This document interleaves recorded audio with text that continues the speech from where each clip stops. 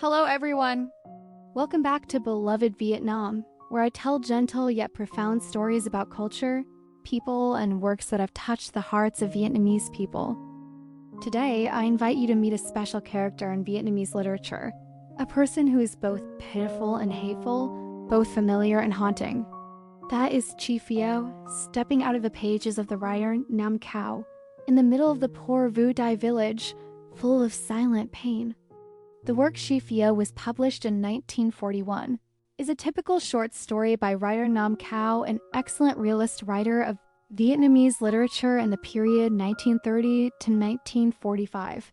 The work belongs to the short story genre, first published in the newspaper Nghe with the title The Old Brick Kiln.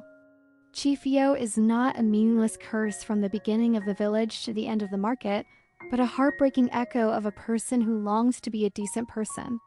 The work not only reflects the dark reality of the Vietnamese countryside before the revolution, but also opens up a depth of humanity where readers can see themselves in the struggles, loneliness, and even the desire to be loved.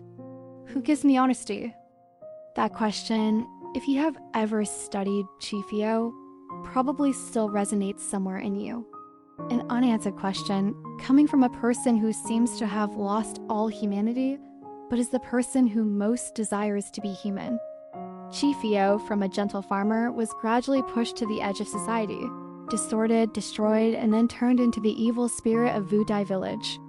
A person who specializes in slashing his face, blackmailing, getting drunk, and cursing life.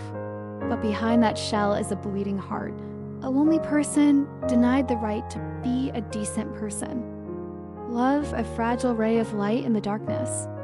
Then one day, Thino appeared. A woman ugly enough to scare even ghosts and demons was the first ray of light that shone into Kai's life. A bowl of onion porridge, a clumsy but sincere care, made Chi want to live differently for the first time. Chi began to dream of a home, of small happiness, dreaming of starting over.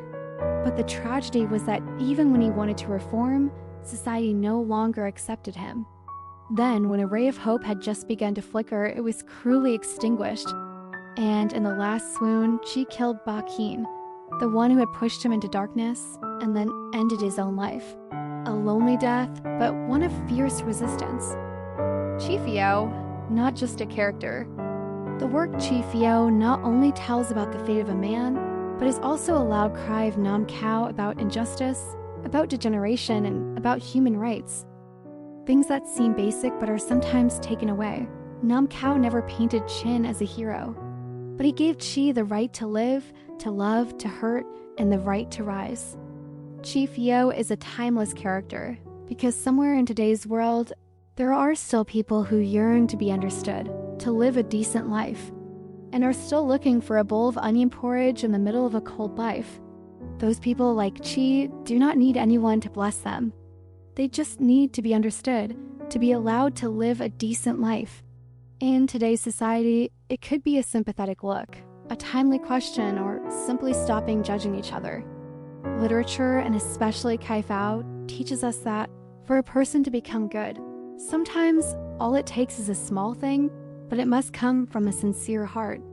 The bowl of onion porridge in Kai Phao seems meaningless, but is a beautiful symbol. And if each of us knew how to give away our own bowl of onion porridge, perhaps this world would be much warmer. Thank you for listening to today's story of beloved Vietnam. If one day you find life too chaotic, try rereading the work Pheo. Don't just see a gangster slashing his face, but listen to the silent cry of a person deprived of the right to be human. Who knows, you might learn to be gentler with those around you.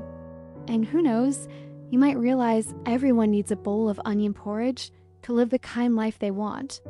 See you in the next episodes. And don't forget, keep a sympathetic heart, a listening soul, to see that literature is not just words, but also life trembling in each word.